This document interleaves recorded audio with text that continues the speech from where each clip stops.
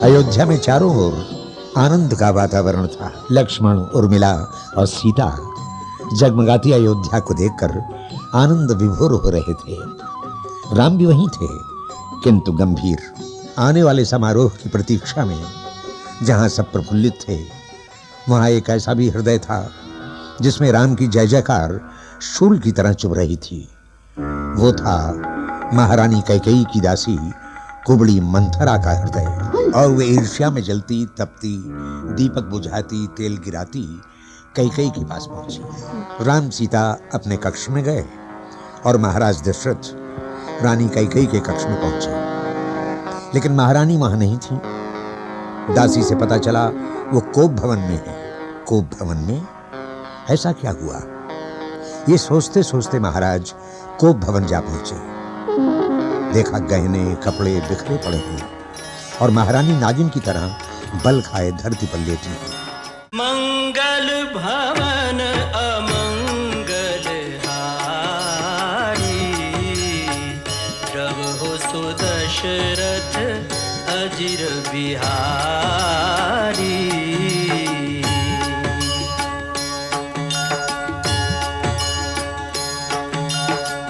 सीताराम चरित अति पावन, मधुर सरस अरु अति मन भावन।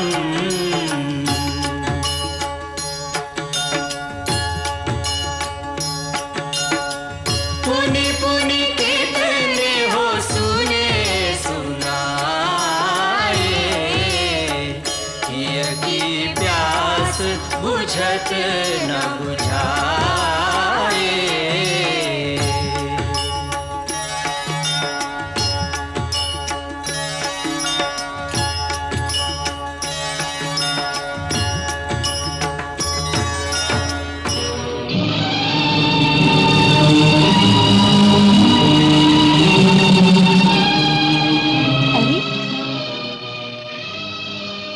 मेरी बात सुनकर आपको ये सन्नीपात सा क्या हो गया? ऐसा तीर सा क्यों झुक गया महाराज? मेरे दो वरदान आपके पास धरोहर स्वरूप थे, सो मैंने जो मनचाहा मांग लिया। यदि आप ना देना चाहें तो मत दीजिए, तोड़ दीजिए अपना वचन। सारे संसार में आपका ही अपयश फैलेगा। फिर धर्म और सत्य का नाम अपनी जिह्वा पर कभी मत लाइएगा। कैकेयी, जानती हो तुम क्या मांग रही हो? भली भांति जानती हूँ महाराज, मैं क्या मांग रही हूँ। नहीं, ये कैसे संभव हो सकता है? ये वर मैं कैसे दे सकता हूँ? बड़ी उदारता से, बड़ी सत्यवादी बनकर, क्या सोचकर आपने कहा था? मांगो, क्या मांगती हो, जो चाहे मांगो। क्या सोचा था आपने कि ये भोली भाली कैकेयी थोड़ा सा चना चबेना मांगेगी? अरे, मैं एक राजा की पुत्री हूँ, एक राजा की धर्मपत्नी हूँ। एक राज्य से भी भला कम क्या मांग सकती हूँ? ये नहीं सोचा था आपने? सोचना चाहिए था, पर सोचा नहीं। इसमें तुम्हारा दोष नहीं, क्योंकि मैंने ही तुम्हारे असली रूप को नहीं पहचाना। मैं जिसे एक हीरे का हार समझकर गले से लिपटाए फिर रहा था, वो एक नागिन निकली। महाराज, आप तो स्त्रियों की तरह गाली देने लगे। कैसे वीर पुरुष हैं आप? मुझे तो आप पे हंसी आ रही है। तुम क्या हंसोगी? हंसेगा तो सारा संसार मुझ पर रानी। जब लोग कहेंगे कि बूढ़ा स्त्री के मोह में ऐसा अंधा हो गया कि राम जैसे धर्मात्मा पुत्र को वन में भेज दिया, तो उन्हें क्या उत्तर दूंगा? और जब कहीं किसी वीर पुरुषों की सभा में आपसे कोई पूछेगा कि जिस स्त्री ने आपके प्राणों की रक्षा की, जिसके आप ऋणी थे, जिसे आपने अपने धर्म की शपथ लेकर वचन दिया था, जब उस बिचारी ने आपसे उन वचनों को पूरा करने के लिए कहा, तब आपने अपने वचन से कायरों की तरह मुंह फेर लिया और हारे हुए जुआरी की तरफ तिल मिला उठे। तब आप क्या उत्तर देंगे महाराज?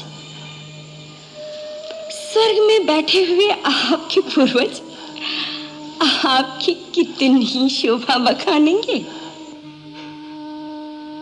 कह गई, तुमने मुझे कहीं का नहीं रखा, कहीं का नहीं रखा। नारी तो देवी का रूप होती है, परंतु तू हमारे कुल का नाश करने आई है। हे भगवान, मैंने ऐसी नारी का विश्वास क्यों किया? इतना संताप क्यों कर रहे हैं महाराज? मैं कोई मोल ली हुई तो नहीं आई, या भरत आपका पुत्र नहीं? ठीक है, अब मुझे पूरा विश्वास हो गया कि आप अपना वचन पूरा नहीं करना चाहते। कान खोलकर सुन लीजिए, राम के अभिषेक से पहले आपको मेरी चिता को अग्नि देनी होगी। आज अयोध्या के राजद्वार से राम या तो वन जाएगा या कैकेयी की अर्थी निकलेगी, क्योंकि ऐसे अधर्मी वचन भंग करने वाले का पुरुष पति की पत्नी कहलाने से तो अच्छा है कि मैं अपने प्राण त्याग दूं।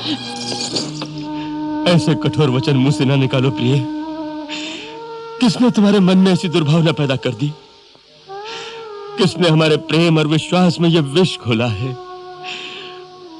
भरत और राम तो मेरी दो आंखें हैं। तुम भरत को राज्य देना चाहती हो तो मुझे स्वीकार है। मेरे राम को राज्य का लोभ नहीं है। उसने तो राज्यसभा में भी इनकार कर दिया था।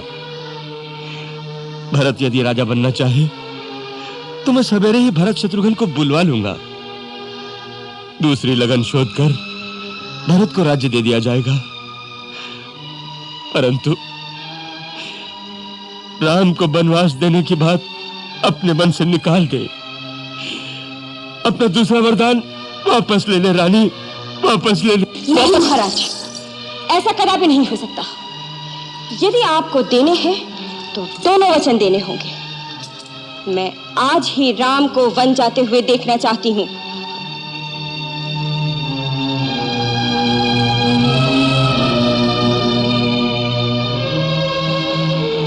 रानी, तू मेरा मस्तक मांग ले, मैं अभी तेरे चरणों में डाल दूंगा। किंतु राम के विरह में तू मुझे मत मार, तू मुझे मत मार रानी। महाराज, राम यदि इतना ही प्यारा था तो उसकी शपथ लेकर मुझे वचन देने की क्या आवश्यकता थी? बड़े उदार बनकर, दानी बनकर किस बल पे कहा था, मांग मांग कैकेयी, जो चाहती है दूंगा। महाराज दशरथ, रघुवंश शिरोमणि, आपकी वो रघुकुल की रीति कहां चली गई? अब प्राण जाए पर वचन न जाए।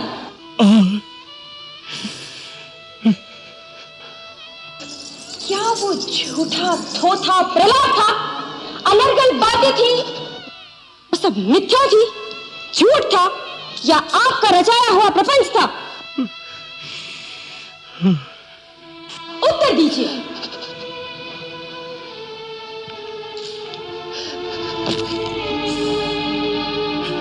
भगवान, तूने मुझे कहां कुठार लाकर मारा है? अब मैं राम को क्या मुंह दिखाऊंगा?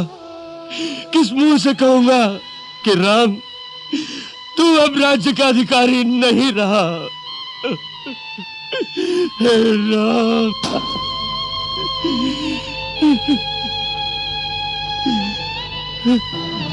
मैं तेरे पैर पड़ता हूं, तुझे हाथ जोड़ता हूं। रानी, रानी, थोड़ा सोच, थोड़ा विचार कर। तेरे मन की ममता, नारी हृदय की कोमलता कहां गई?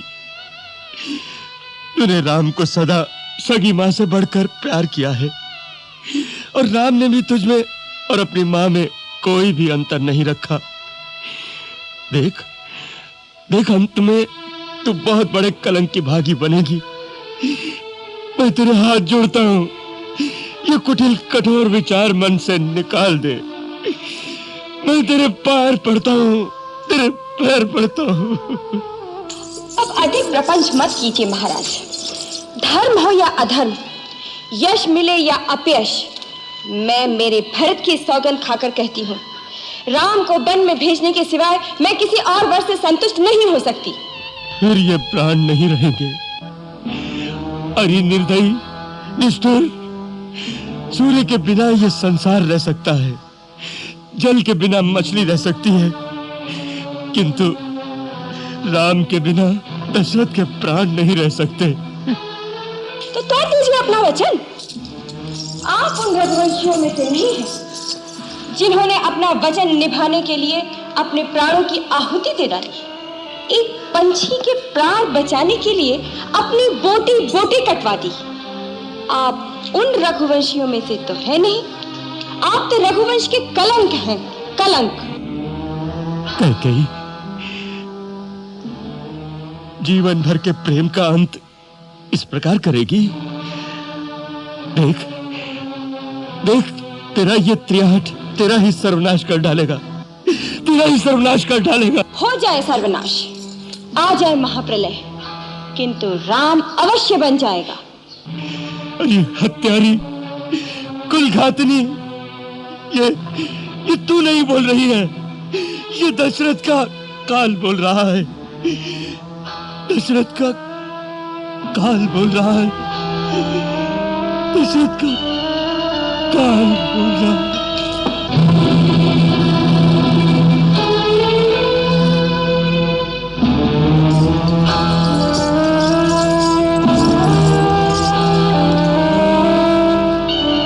फिर मूर्छित हो गए।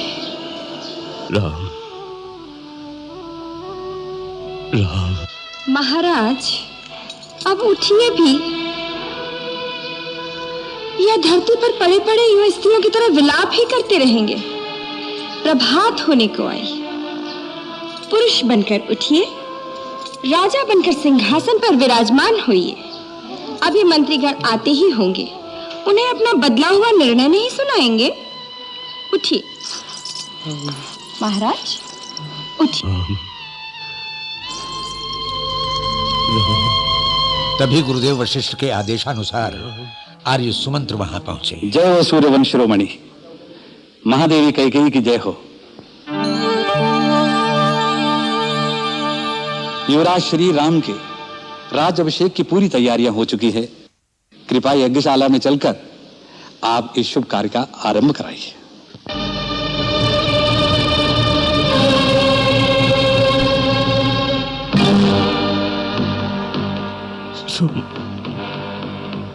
सुन,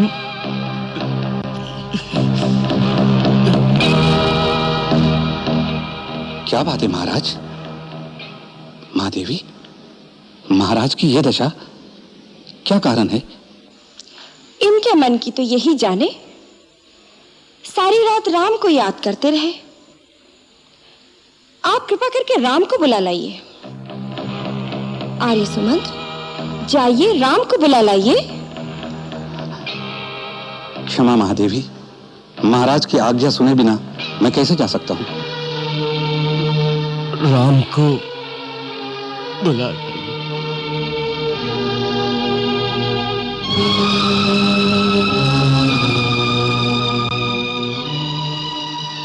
जो आज्ञा महाराज।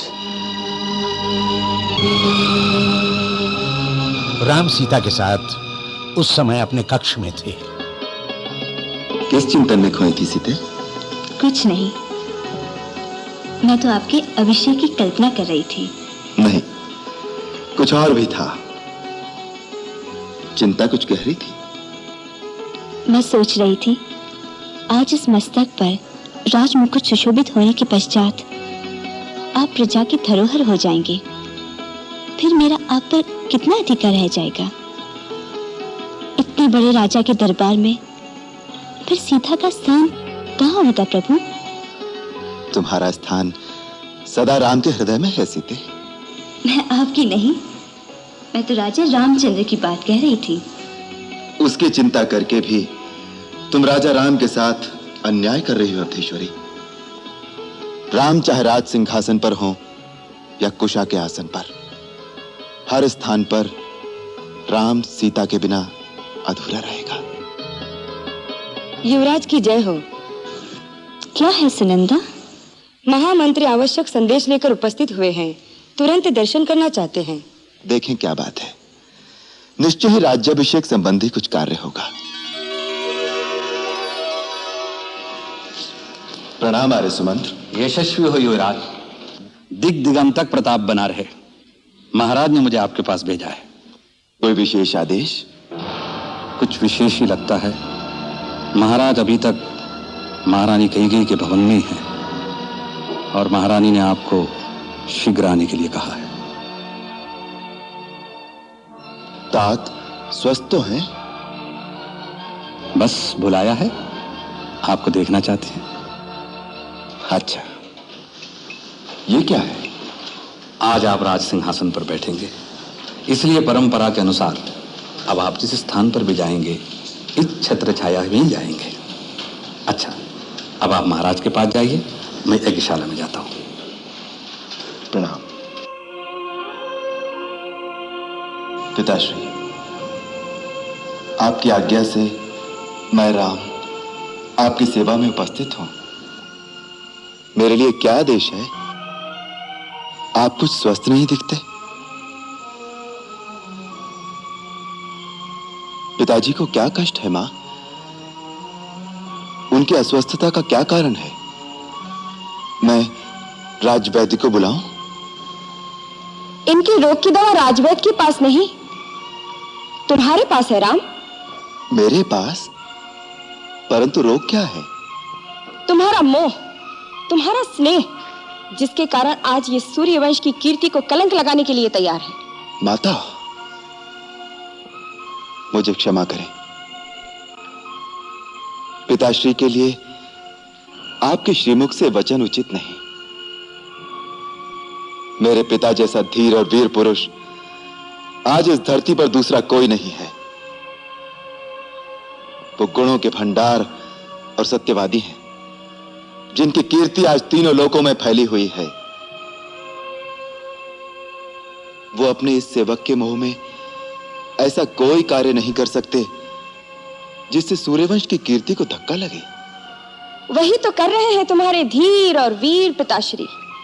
मुझे विश्वास नहीं। पिताश्री, आप जैसे नरसिंह को इस प्रकार की व्याकुलता शोभा नहीं देती। आप निसंकोच मुझसे अपने हृदय की बात कहिए। यदि पुत्रवत नहीं तो मित्रवत ही कहिए। आप ही ने तो कहा था, राम तुम मेरे मित्र हो, मैं अपने प्राण देकर भी आपका दुख दूर करूंगा।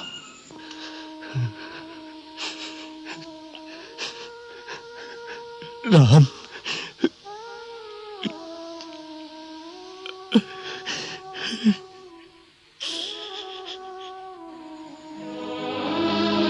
माता, आप ही मुझे महाराज के दुख का असली कारण बताइए और यह भी बताइए कि उसका निवारण क्या हो सकता है। मैंने कहा ना, यदि तुम चाहो तो इनके रोग का निवारण हो सकता है। माता, आपको ये शंका क्यों है कि मैं पिता की आज्ञा का पालन नहीं करूंगा? बात ही ऐसी है। मां, जिस राम को आपने बचपन से अपनी गोद में पाला है, आप उसी राम पर संदेह कर रही हैं? मैंने अवश्य ही कोई घोर अपराध किया है, जिसके कारण मेरे पिता मुझसे बात नहीं करते। मेरी माता मुझ पर संदेह कर रही है। नहीं, ये तो मैं जानती हूँ कि तू सत्य वचन से हटने वाला नहीं, परंतु क्या मां? आप केवल संकेत कर दें तो मैं आपके चरणों के लिए अपनी चमड़ी के जूते बनवा दूं। पिता की भांति आपका भी उतना ही अधिकार है मुझ पर, इसलिए यदि वो नहीं कहते तो उनकी ओर से आप ही कहिए। मैं क्या करूं जिससे आपको संतोष हो? तुम कहते हो तो मैं बता देती हूँ। तुम्हारे पिताश्री ने मुझे 2 वर दिए थे और कहा था जब जी चाहे मांग लेना। आज मैंने अपने वो दोनों वर मांग लिए। अब यदि वो मेरे वर मानते हैं तो पुत्र का मोह रास्ते में आता है, यदि नहीं मानते तो धर्म और सत्य पर कलंक लगता है। ये बेचारे इसी धर्म संकट में पड़ गए हैं। तुम्हारे संकोचवश तुमसे कह नहीं पा रहे। वो दोनों वर क्या है माता? पहला ये है कि तुम्हारी जगह भरत का राज्याभिषेक हो, और दूसरा ये कि तुम मुनि वेश धारण करके 14 वर्ष तक वन में रहो।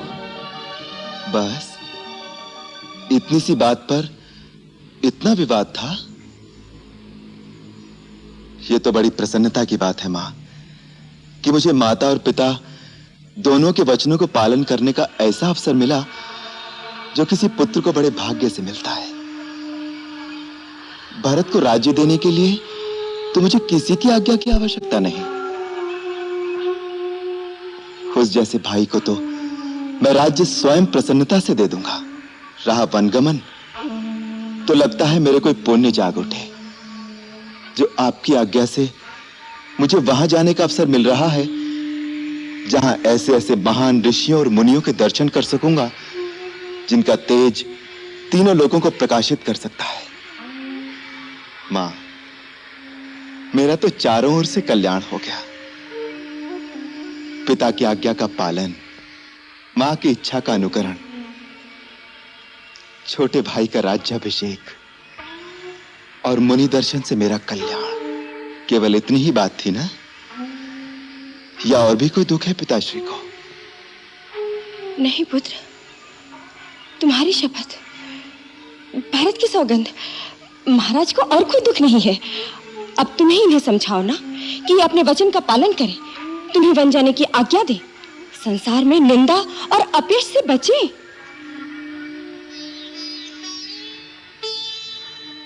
पिताश्री, मैंने आपका मनोरथ जान लिया है। अब आपको अपने श्रीमुख से आज्ञा देने की भी आवश्यकता नहीं, क्योंकि पुत्र वही बड़भागी होता है जो पिता का मनोरथ जान लेने से ही उस पर आचरण कर सके। परंतु मुझे दुख इस बात का है कि केवल इतनी सी बात के लिए आपने अपने मन को इतनी भारी पीड़ा पहुंचाई। इसका अर्थ है कि आपको मुझ पर पूर्ण विश्वास नहीं, या आपको मेरे सेवक धर्म पर शंका है।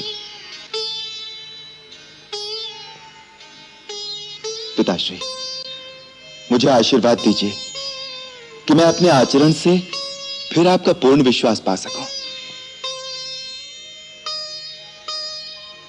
अब आप प्रसन्न चित्त से मुझे वन जाने की आज्ञा दीजिए, ताकि मैं आपके वचनों की पूर्ति करके, आपके धर्म की रक्षा करके अपना जीवन धन्य कर लूं। मैं माता कौशल्या और माता सुमित्रा से आज्ञा लेकर वन जाने से पहले आपकी चरण वंदना के लिए अभी आता हूं।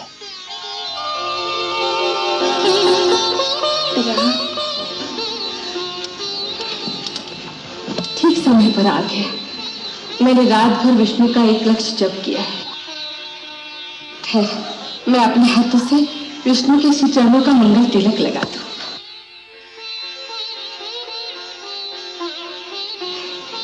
बैठ, आसन ग्रहण कर, मैं भगवान का प्रसाद लाती हूँ।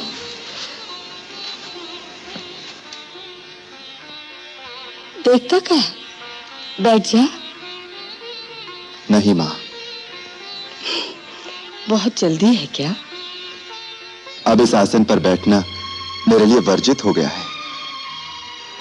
राज सिंहासन पर बैठने जा रहा है, इसलिए माँ का दिया हुआ आसन वर्जित हो गया? माँ, शायद तुम्हें विदित नहीं, अब मेरे लिए कुशा के आसन पर बैठने का समय आ गया है। राज करने जा रहा है या तपस्या? तपस्या। महाराज मुझे तपस्वी वेश में वन में भेज रहे हैं। मैं 14 वर्ष वन में रहूंगा और महाराज अयोध्या का राज्य सिंहासन भरत को देंगे। कैसे मुस्कुराकर माँ से हंसी कर रहा है? यह हंसी नहीं, अटल सत्य है माता। मुझे पिताश्री के वचन का पालन करने के लिए इसी घड़ी वन जाना होगा।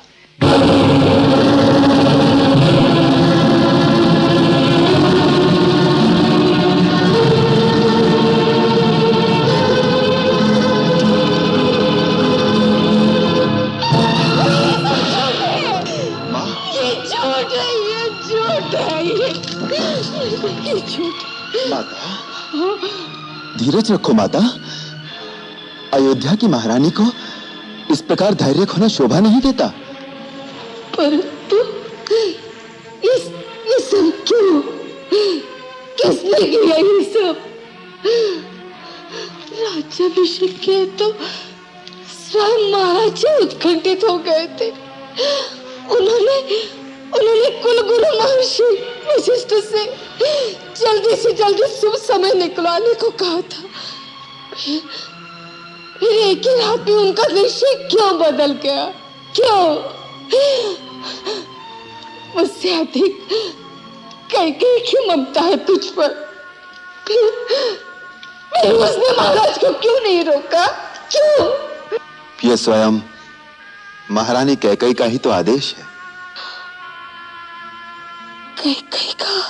हाँ माता, पिताश्री ने देवासुर संग्राम में माता कैकेयी को 2 वर दिए थे। अब उन्होंने वो दोनों वर मांग लिए, भरत का राज्याभिषेक और मुझे 14 वर्ष का वनवास। मुझे आज इसी क्षण जाना होगा, इसीलिए मैं आपसे विदा मांगने आया हूं माता। 14 वर्ष के लिए वन जाएगा और उसके लिए ये अकस्मात विदा मांगने आ गया? इतनी अकस्मात तो बिजली भी नहीं गिरती मेरे लाल। और मुझे तो तेरी बात पर विश्वास ही नहीं हो रहा है। ऐसे सहज भाव से कह गया वनवास। वनवास का अर्थ भी जानता है मेरे लाल। तेरे जाने के पश्चात क्या मैं जीवित रह पाऊंगी? नहीं, तू कहीं नहीं जाएगा मेरे लाल, तू कहीं नहीं जाएगा, तू कहीं नहीं जाएगा। परंतु पिता की आज्ञा है माँ। माता का भी तो उतना ही अधिकार होता है। माता की आज्ञा के बिना तू कहीं नहीं जा सकता। परंतु माँ की भी तो आज्ञा मिल चुकी है, माता कैकेयी की। उन्होंने ही आज्ञा दी है। कैकेयी का उसमें स्वार्थ है, उसकी आज्ञा का क्या मोल है? मेरे लिए तो कैकेयी भी वैसी ही माता हैं जैसी आप। उतना ही मोल है उनकी बात का मेरे लिए। मैं सब कुछ नहीं सुनना चाहती। तू मेरी आज्ञा के बिना कहीं नहीं जाएगा। माँ, मेरी जननी, मेरी मैया, माता होकर माता की आज्ञा की अवहेलना करने का आदेश दे रही हो, अधर्म के पथ पर चलने का पाठ पढ़ा रही हो। रघुकुल की कुलवधु माता कौशल्या सूर्यवंश की परंपरा भूल गई। इसी अयोध्या के राजा सगर की संतान ने पिता की आज्ञा से पृथ्वी पाताल एक करते हुए अपने प्राणों की आहुति दी थी। सत्य धर्म तथा दिए हुए वचन का पालन करने के लिए इसी अयोध्या के अधीश्वर राजा हरिश्चंद्र ने पत्नी तथा पुत्र दोनों को बीच बाजार खड़े करके बेच दिया था। पिता का वचन और माता की आज्ञा का पालन करने का व्रत ले चुका हूं। उससे विमुख करने की बात अपने मुख से कैसे निकाल रही हो माता? अपने पुत्र को पथभ्रष्ट होने का आदेश देकर अपयश की भागी न बनो। हाँ, निभा ले रघुकुल की रीति नीति, धर्म कर्म कर्तव्य का पालन कर, तो अपने धर्म का पालन करेगा। मैं मां के धर्म का पालन करूंगी। मैं भी अपने बछड़े से बिछड़े गैया की तरफ तेरे पीछे पीछे आऊंगी मेरे लाल। मैं भी तेरे साथ चलूंगी। हाँ।